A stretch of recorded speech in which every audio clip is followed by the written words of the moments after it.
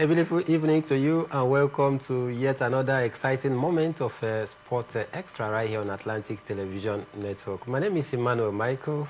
Glad to be here this evening to take you through the happenings in the ever-busy world of sport. And on the talking point on the show this evening, the appointment of South African officials, to officiate the World Cup playoff match between the Super Eagles and Gabon has, of course, raised so many dust in the air. Some have questioned the reason why FIFA must choose South African officials to officiate the match.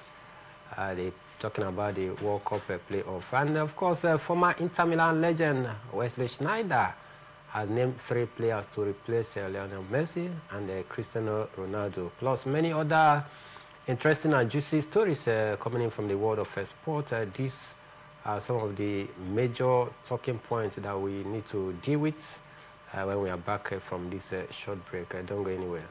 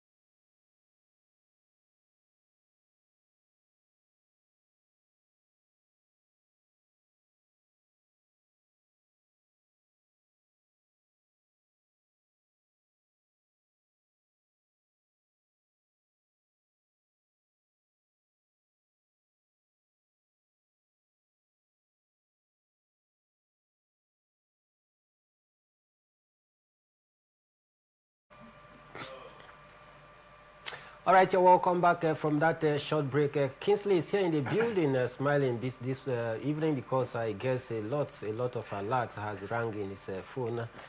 Kingsley, good evening and welcome to Sport Extra. Thank you very much. Nice being here, Mike. It's another weekend where we take a look at the return of club football.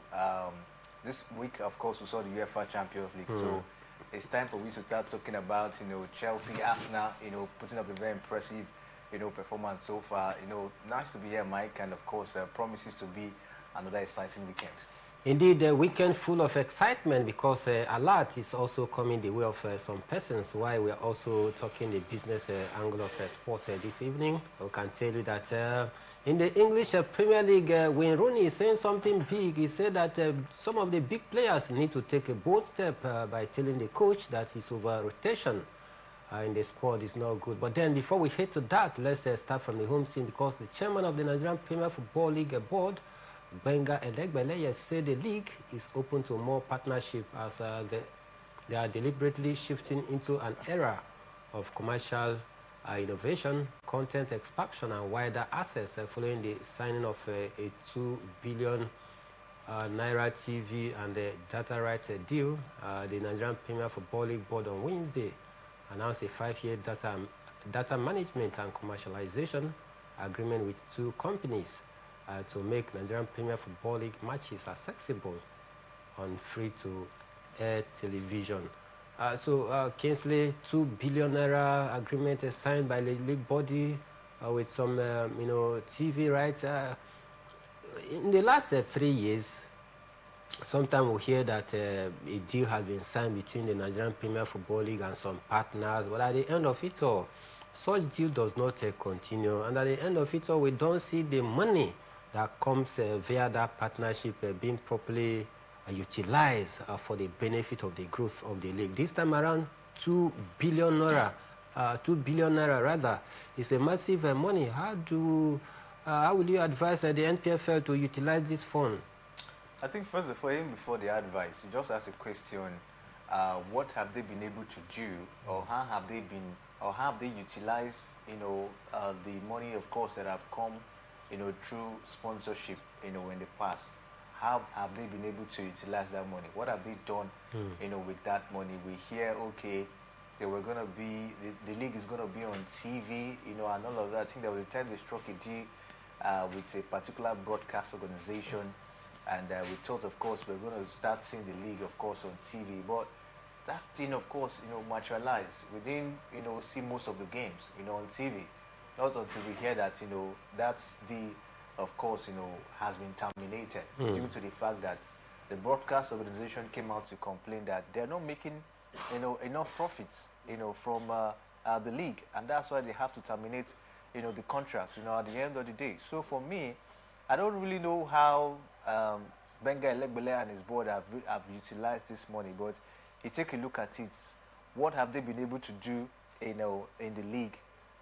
As the league experienced development, in what areas to say, at this point in time, I think we've not really seen anything tangible, apart from the fact that, yes, prize money, of course, have been, increased. Talking about the prize money of the league, I think from 150 million to 200 million at this point.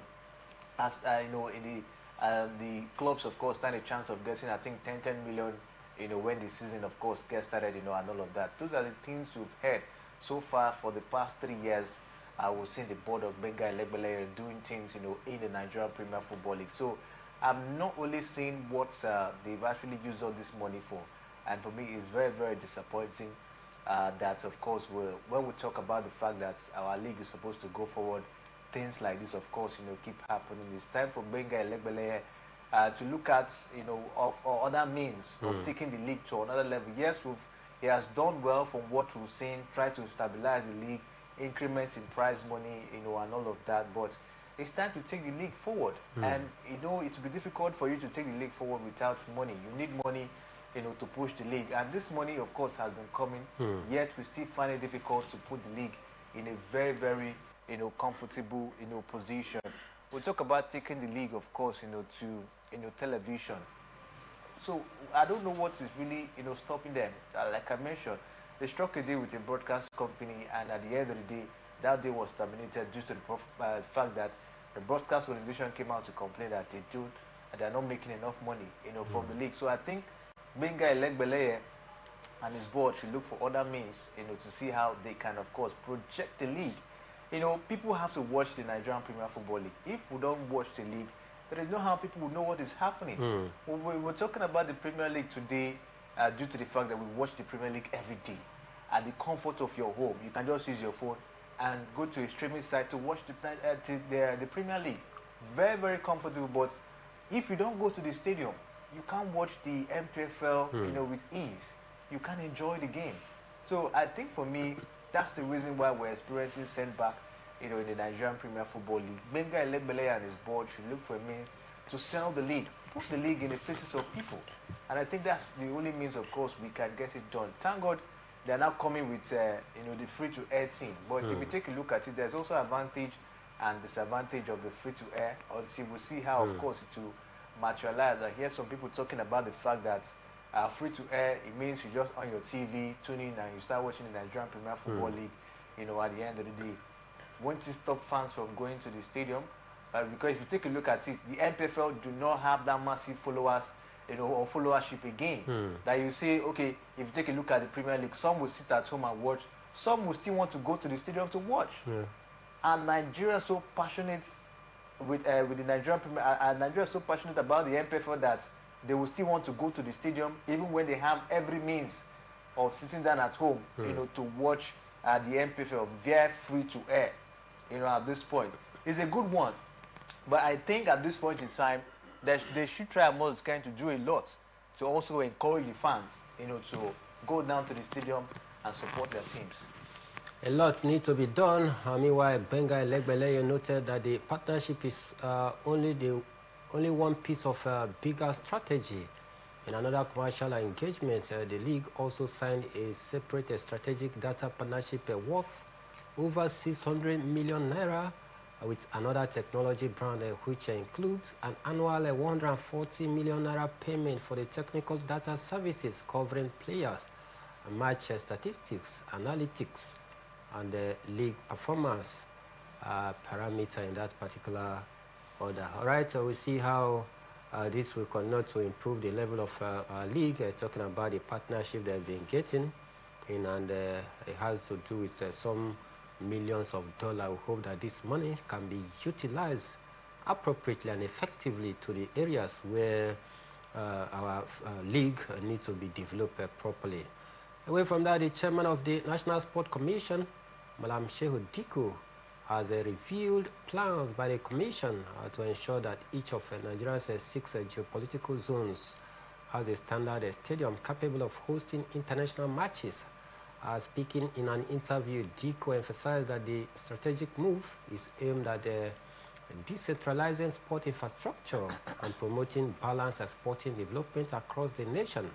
So, Malam Shehu Diko, the intention is to, decentralize sports development from one region to another. He talked about having a 6 standard stadium that can be hosting international games in these 6 different geopolitical zones. Do you think that this can be achievable? That's the big question. You know what it takes to put up 6 standard stadiums, in the country. That's a massive, massive money, you say, as it stands. And I don't know how, sorry, I don't know how Shehu Diko want to achieve this. I don't really know how he wants to achieve it, because you're talking about billions of dollars. Honestly. Billions of dollars, 6 standard stadium, it's a very, very huge amount of money. So I don't really know how he wants to achieve this. If maybe the federal government will have to do this by themselves, or maybe they have to, of course, look for sponsors, people that could maybe support them, in this particular one. So let's just see what comes up. If it happens, I tell you, it will be a good one. All right, that of course will now have good stadiums in the country, not just depending on the Gosling Akpabio International Stadium, or maybe the MK Abiola stadium, at every point in time. It will be a very, very huge one. We've been crying, we've been complaining that we just have one standard stadium in the country, which is very bad. So I think if that, of course, comes to reality, it should really, really help, in taking sports to another level, down here in the country. We'll just keep our fingers crossed and see what Shehu Diko, of course, and his men will be able to do. Can he achieve this? This is something, you might want to see there's a little bit of impossibility. I think the current government, they have about less than 2 years before maybe they get to another tenor, if they will, of course, get another tenor, to say. So we don't know if Shehu Diko will continue to be the chairman of the National Sport Commission. So this thing we're talking about now is all about money and as well time. Would there be much time for him to achieve this, or would there be continuation? If possibly there will be a next government, and all of that. So these are things that we look at this point in time. We talk about the Gosla Akpabio International Stadium in Akwa Ibom State. Gosla Akpabio ruled for 8 years, and he was also able to achieve that, in the space of 8 years to say. So it takes time, it takes a lot of money to be able to put a stadium, topless of 6 at this point in time. So we'll just see if Shehu Diko will be able to actually, if it makes this happen, I tell you, he will be one man that the country will continue to remember at every point in time. All right, we'll see how all of this will go, but I can tell you, just like Kingsley said, how there's going to cost a whole lot of financial investments into that area if you truly want to have a standard stadium across the 6 geopolitical zone. And I can tell you that the Gosle Akpabio Stadium that we eulogize today, as at 2014, the cost variation of that stadium is within the region of $96 million. As at then, converting that to the Naira equivalent, we are talking about 16 billion Naira. Some sources have said that is beyond that amount, all right? But then... beyond the amount? Beyond that amount, yeah, because... some sources are saying it's $250 million, but then from major sources, I pegged it at $96 million. But then, if we even check the appreciational value of the currency now, 2014, this is 2025. How many years down the line, if you want to even factor it, is what more than that? All right, so it's going to be very, very expensive for we to achieve this. Can this be achievable under the regime of Malam Shehu Diko? That is a big question. Do we even have the political will?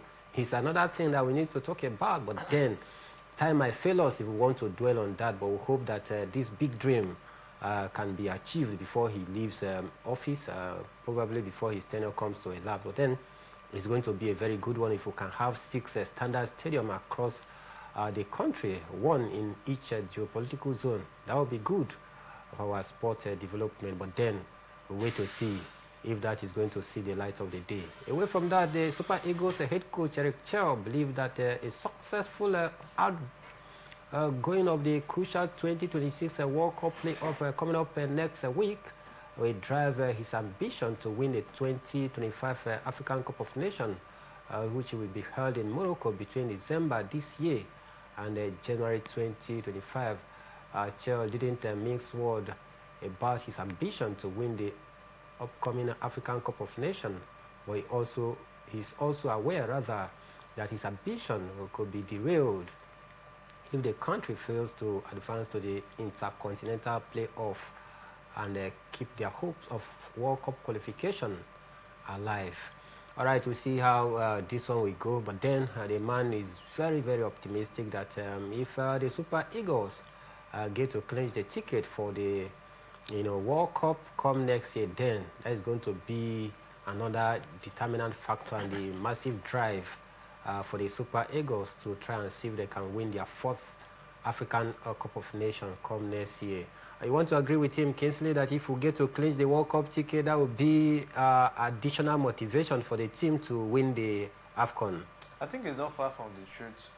Winning the World Cup tickets, of course, will give the team, that high level of motivation in going all the way to challenge, in the African Cup of Nations that comes up, very soon. So it has a way of motivating the players as well, that they can, of course, get the job done. When you take a look at, the fact that, we're still, brainstorming, thinking, how do we qualify? Are we going to qualify?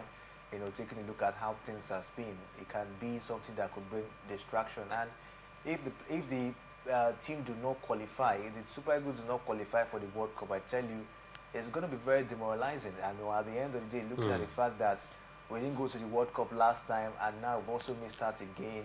All right, the players will be so demoralized, especially Osimhen, that have been very, very fantastic.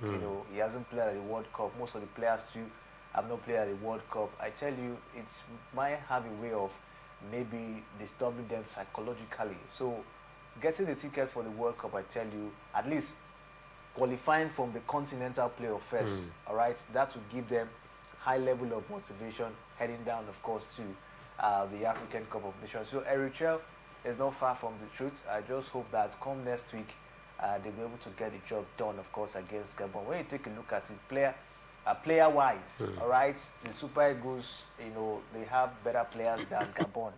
But this time, football is not played by how many stars you have. It's all about what the team can bring together, with having that synergy, as it stands. So I just hope that the players understand what is at stake. Even the coach or your chair, of course, understand what is at stake. You don't win against Gabon, then you know that you have to start waving the World Cup ticket goodbye at this point in time, because it's going to be a very, very difficult one, at this point. So we'll just hope that they get the job done against Gabon and see how to qualify from the continent. That will be a huge morale booster for them heading down to the African Cup of Nations. Still talking about the World Cup, FIFA's appointment of South Africa officials to handle Nigeria's 2026 World Cup playoff against Gabon has sparked outrage among fans and football figures across the country who are accusing the World Football Governing Body of insensitivity and bias.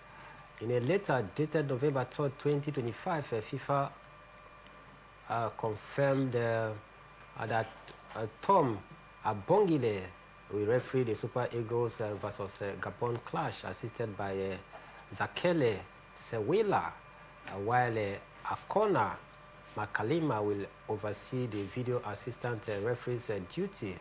The game is set for November 13th at the Mola El Hassan Stadium in Rabat, that is in Morocco. The decision has not gone down well in Nigeria, particularly given the frosty football relations between the Super Eagles and South Africa. Earlier in the qualifier, Bafana of South Africa urged Nigeria to automatic ticket in Group C.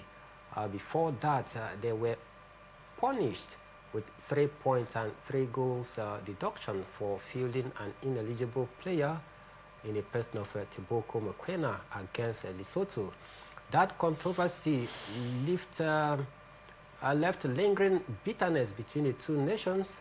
Matters worsened when South Africa's sport minister, Guyton Mackenzie, was quoted as saying he wished the Super Eagles would not qualify for the World Cup.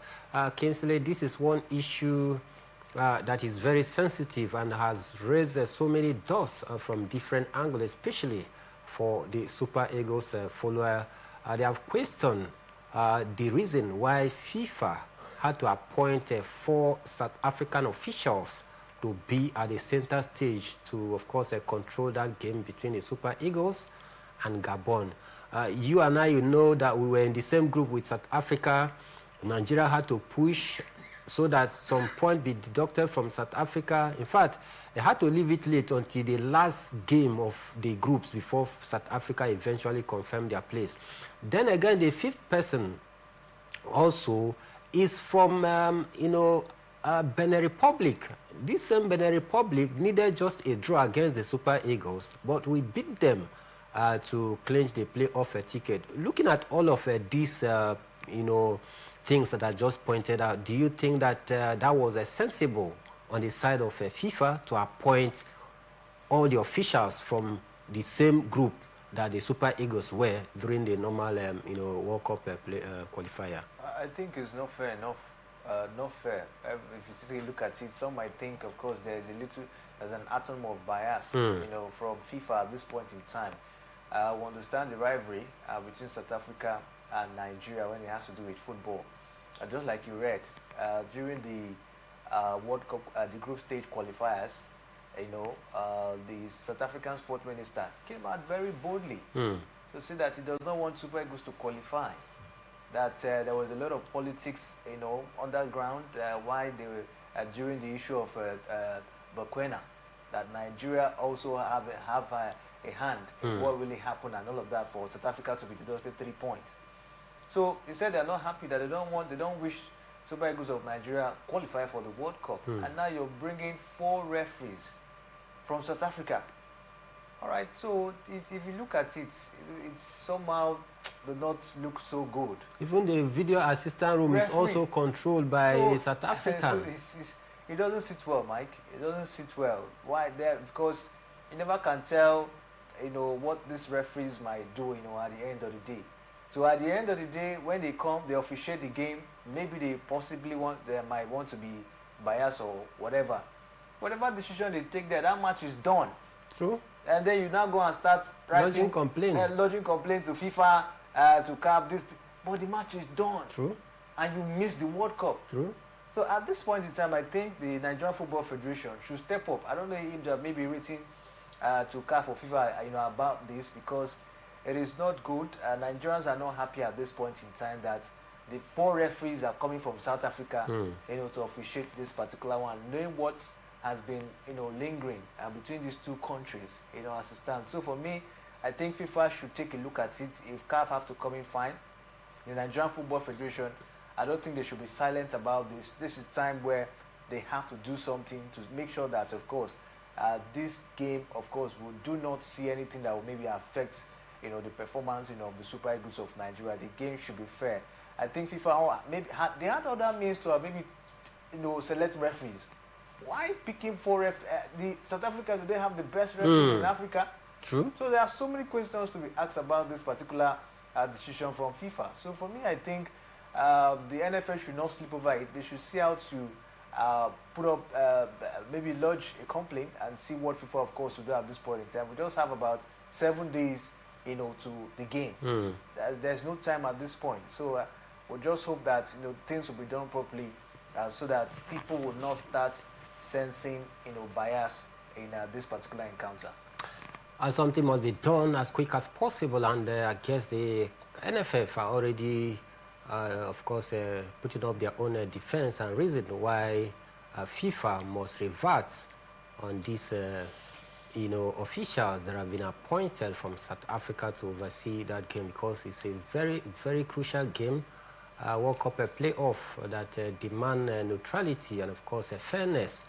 But having 4 South African referees, some have questioned the credibility and the sensibility of FIFA by appointing 4 South African officials and, of course, 1 Benin Republic. You could also recall that South Africa and Benin Republic were in the same group alongside the Super Eagles. So the anger of knocking out Benin Republic, and then the anger of the perception by South Africans that because of the Super Eagles or Nigeria's push led to the 3-point deduction that almost ruined their chances of qualifying for the World Cup. Acrimony might set in, and this, of course, as human, you may want to think something negative as a center ref. Sometimes you might not be able to control your emotion because as your country, one that is patriotic enough, you may want to take a revenge by, of course, not officiating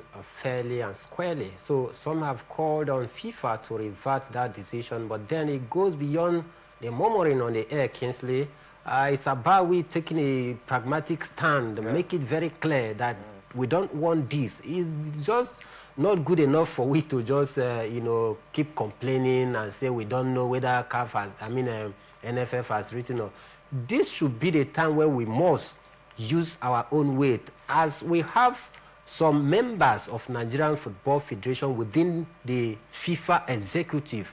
Don't you think this is where the likes of Amaju Pinnick and the rest of them should brace up? Yes, that's what it is, Mike. This is time they have to step up and show us that, yes, they are really well placed when it has to do with football in the country. It is also when, like Nigeria Football Federation President, what's his name, Ibrahim Gusu, should step up, do your job. You can't just be sitting down and things are not going your way every time. You have to step up and get the job done. All right. The Ahmad Bev in Phoenix, that's even within the FIFA Council and all of that. This is where decisions have to come in. True. Serious decision. It is not only when there's issue of misappropriation of funds, all of them will come out to defend. When it's time for them to do what is right at this point in time, they will just at the end of the day, no drastic, measures being taken to see that yes, this situation is being curbed. I think it's time for for them to step up and see how they can of course put things right. It's really not good at all. 4 referees from one country, and this is a rival to say, and you want to just let it slide. I think for me, it's not a good one. And just like you mentioned, Amaju Finnick, Ibrahim Musa Gusso should step up. Let them at least see how to curb the situation, because we never can tell what will happen on that day. Once it is done, the Super Eagles do not win. That's how it is. And so it will be an issue of, we said it, Gusso did not do this, complain here and there, but you missed the World Cup, and that's it. All right, the likes of Aisha Falode, Ibrahim Gusso, Majo Melvin Pinnick, and of course Sunday Olise. These names, they ring bell within the FIFA confraternity, that I think it's time for them to brace up and show that indeed they hold a very strategic positions within the FIFA circle. They should make the move and push for this decision to be cross-checked again by FIFA. And this is one of the reasons why whenever a Nigerian is appointed within the CAF framework, we are also happy, because some decisions that need our presence, that need somebody to speak for us, like this will come up. And this is where we need them to speak up for us. Aisha Falode, Ibrahim Gusso, Amajo Melvin Pinnick, Sunday Ogochukwu Olise.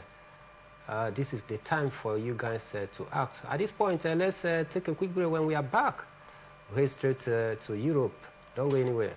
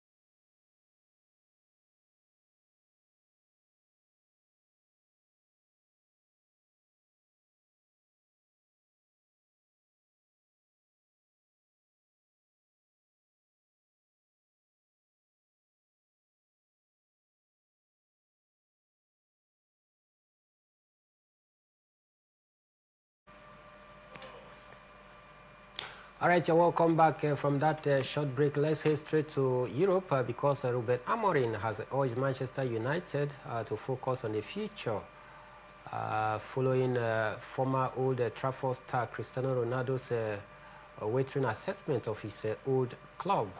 United are looking to rebuild following a woeful 2024-2025 season, which saw them finish a lowly 15th position in the English Premier League, then also losing the Europa final to Tottenham Hotspur. Ronaldo insisted this week that United manager Ruben Amorim cannot do miracles at a club that is not on a good path, saying, and I quote, they need to change, and it's not only about the coach and players. But when Ruben Amorim's comment were put to his former Portugal teammates ahead of this weekend trip to Spurs, the United boss said, of course, he knows it has a huge impact on everything. He said, United have lost their last 4 games against Spurs. However, they head into Saturday's match unbeaten in their last 4 English Premier League matches, a sequence that included a 2-1 win over champions and arch-rivals Liverpool. Away from that, let's head straight to other stories this evening because there are some more English Premier League news coming your way as Manchester United former captain Wayne Rooney says Chelsea senior players should, of course, question Enzo Maresca's selection pattern. Italian made 7 changes to his starting 11 for the 2-2 draw against Qarabag in Champions League on Wednesday. It was the 5th consecutive match across all competitions that Maresca has made at least 7 changes to his starting 11. Where Rooney believes it is up to Captain Reece James and other experienced players in the Chelsea squad to address the issue with coach Enzo Maresca. Chelsea have made 85 changes in 16 matches this season, by far the most of any English Premier League team. Kingsley, Wayne Rooney urging the Chelsea senior players to meet the coach and lay their complaint, to tell the coach that the over squad rotation is not really helping the team. Do you think that players has that right to go to a coach and tell coach, come on coach, this year over rotation of squad is not helping at all? Does player have that right to go tell a coach like that? I don't think they do. I don't think they do. Maybe, probably you could say, if they have a good relationship with the coach, maybe they can walk up to him and also express themselves of what they think and push the team forward. All right, but talking about players having rights to tell the coach, we don't like the way you rotate the team, don't like the way you change or substitute us in the game. I don't think they have that particular right to go tell Enzo Maresca what he needs to do. Enzo Maresca is the boss. Whatever decision he takes stands. All right, so I don't really understand the angle when it's coming from at this point in time. And if you take a look at it, of course, at Chelsea, Enzo Maresca is rotating and rotating.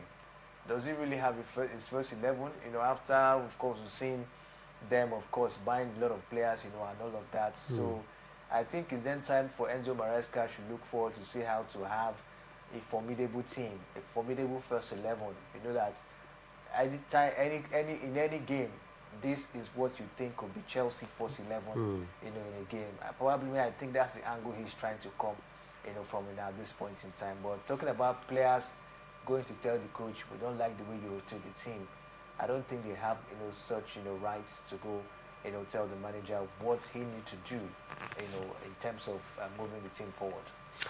Still talking about the rotation pattern of Enzo Maresca, do you think that this has in any way hampered Chelsea's progress so far this season? 16 games, 85 changes, the highest of any English Premier League. In fact, you might be surprised that the next game is going to drop like 4 or 5 players from the starting 11 against Qarabag. Does this constant squad rotation really help Chelsea so far this season? I don't think it has really helped them. I think what is even causing this thing is the SS player they have. Enzo Maresca, I think when he even came, he tried to see how to stream down the number of players. Upon that, they still have enough. So when you see that there's a lot of players on the bench, maybe as a coach, you want to experiment, but maybe not up to this moment. I think so far so good. We've seen about 10 games played in the Premier League. At least in the first 4 or 5 games, you should be able to decide who comes in and who should stay on the bench. So for me, I don't think it has really helped them. In terms of winning games and of course accruing points. As it stands, I don't think at this point in time Enzo Maresca should be experimenting. You've been with this side since last season. You won the Conference League with them. You played domestic cup. You even won a FIFA Club World Cup. You should be able to know your team. So I don't know. I don't really know the reason why he is still trying to change to know who is who, in the side. So for me, I think Enzo Maresca should watch it, because if he continues to experiment this way, it might not go well with the team. Talking about Chelsea in terms of winning titles, or maybe challenging or be a strong contender, in the Premier League this season. They just won the Conference League and the Club World Cup. A team who actually did that should be able to, of course, be in a very good position in contending for titles this season. But we're not seeing that energy, from Chelsea due to some of this, issue of, squad rotation, and all of that. So it's time for Enzo Maresca take decision. You must have stars and all of that, but you have to take decision and know who is your first and second 11 in the team. All right, time for Enzo Maresca to take a concrete decision and file out his first 11 and make sure that this is my first 11, unless maybe in some lesser cup games you can, of course, do some of those experiments, because I tell you, the over-rotation of a squad is not really helping Chelsea so far to gel properly and have a constant first 11. From the stats, it is very clear that Enzo Maresca's Chelsea has been the only team that have done more of the rotational squad changes so far this season. 16 games in all, 85 changes, highest of any English Premier League team. And I think this is not helping the team to gel properly, and this is why former Manchester United great legend Wayne Rooney has given his opinion that the captain of the Cyrus James, alongside other senior players, as you approach the coach to tell him that this squad rotation is not really helping the team. But then we are saying, can players walk up to a coach? But then, just like you heard from Kingsley, it depends. If the coach and the players have a very good relation, of course, the players can do that. Back in the days when the likes of Frank Lampard, John Terry, Didier Drogba, Ashley Cole, Peter Cech were there. They had such influence in the team that when things were not going well, they can walk up to the coach and tell the coach, this is what we think that might be good for the club. And we hope that such a relation is among Chelsea's boss, Enzo Maresca, and the players, so that they can make such approach as has been posited by Wayne Rooney. Away from that, Inter Milan legend Wesley Sneijder has named 3 players he believes will succeed Lionel Messi and Cristiano Ronaldo as footballers, global icons, once the Ballon d'Or winners retire. Messi and Cristiano Ronaldo are nearing the twilight of their illustrious careers, having dominated world football for more than 15 years and collectively winning over 15 Ballon d'Or awards. Both players are expected to retire after the 2026 FIFA World Cup.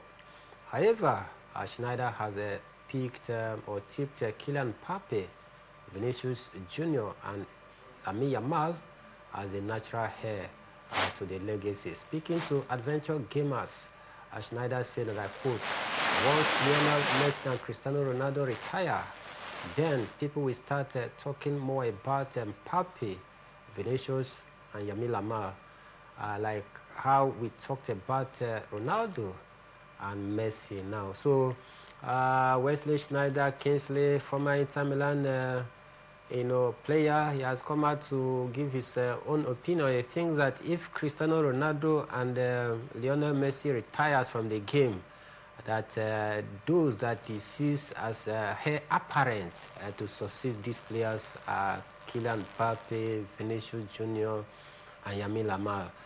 Do you agree with him? Let's see how it goes. But when you take a look at it, a lot of potential for Lamine Yamal. Of course, it looked very promising in terms of the trying to fill in the show for these guys. Talking about Lionel Messi and Cristiano Ronaldo. So I think for me, Lamine Yamal has what it takes. He's the next big thing. If you want to look at it, he's the next big thing in the world of football now. The only thing he needs now is high level of concentration, and of course praise that injury do not hamper his progress. For me, I think Lamine Yamal has the potential. He has everything it takes at this point in time to be the next big thing in the world of football. He has the skills, he has the space, he has the pace, and of course that synergy in working with his teammates and all of that. And if you take a look at it, this were the things that Lionel Messi and Ronaldo possess. That's what, of course, make them global stars in football these days. So for me, I'm really looking at Lamine Yamal. Vinicius Junior is aging, to say at this point in time, is he really firing?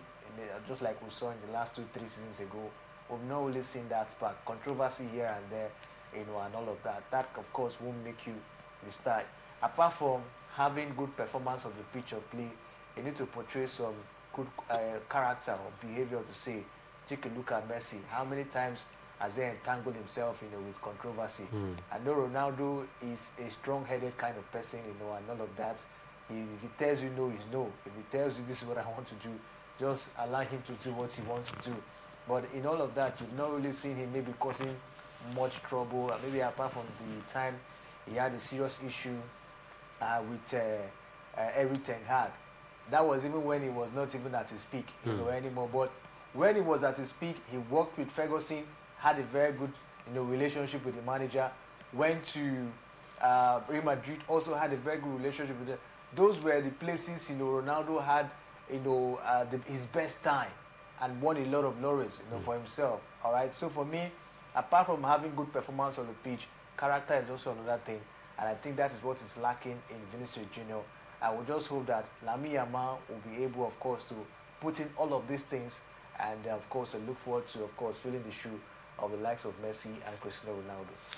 All right, let's start with the result of some of the second and third tiers of European football that went down last night because Basel beat FCSB 3-1. Dynamo Zagreb lost at home to Celta Vigo 3-0. Midtjylland beat Celtic 3-1, while Salzburg also beat Go Ahead Eagles 2-0.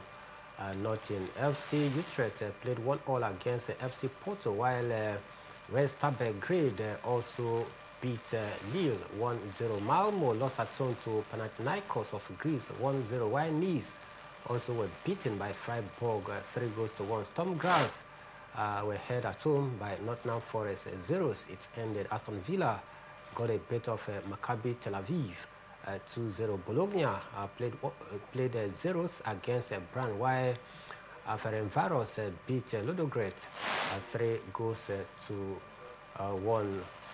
Park FC also whitewashed Young Boys 4-0, while Rangers beaten at home by AS Monaco 2-0.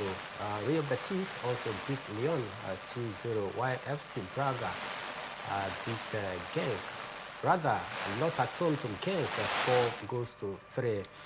Stuttgart beat Feyenoord 2-0, while Victoria Plzeň also played 0s against Fenerbahce. These are some of the results that came our way last night in the second tier of European football. There are some league matches that is set to go down tonight because in the La Liga we'll see Elche welcoming Real Sociedad at home, while in the Bundesliga 8:30 p.m., Werder Bremen will host Wolfsburg. In the Italian Serie A, Pisa also play host to Cremonese, while in the French Ligue 1, Paris FC will, of course, host Rennes, and we hope to see him with Simon continue his impressive run with the Paris FC. Before we bounce, Kingsley, sport extraordinaire rather goes to no other person than Phil Foden, because he won this week's UEFA Champions League Player of the Week. Deserving, you want to say? Yeah, if you take a look at it, deserving, but one will ask, Osimhen, took the spotlights this week in the UEFA Champions League, hat-trick against Ajax, which no one, of course, expected, though some will say two of those goals came via penalty, and all of that.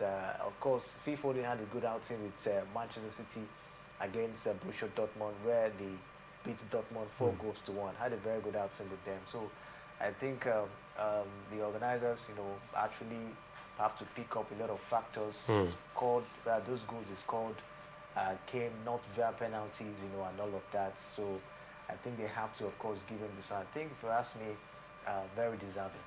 Very deserving indeed. Talking about Victor Osimhen, missing out on that very one. Victor Osimhen also made the first 11 of the UEFA Champions League week as well in that very one. This is where we drop the anchor for this evening edition of the show. But do well to join us tomorrow morning for Sport Personality, where we'll make a return for yet another bumper package of Sport Personality. Don't want to miss that one tomorrow morning at 7 to 8 a.m.